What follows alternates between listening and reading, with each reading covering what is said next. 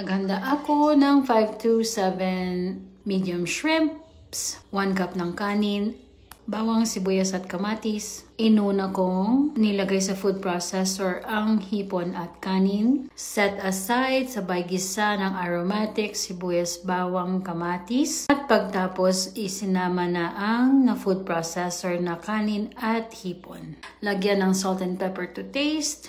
And of course, lagyan ko rin siya ng half cup of water.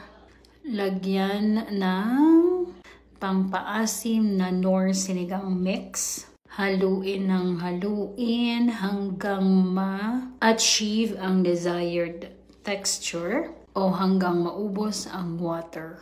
Ayan, ang instant buro, masarap sa pritong talong o kahit na anong gulay. Napanood ko lang po ito at aking ginaya. Salamat sa nag-share. Ang sarap niya. Success ang aking buro.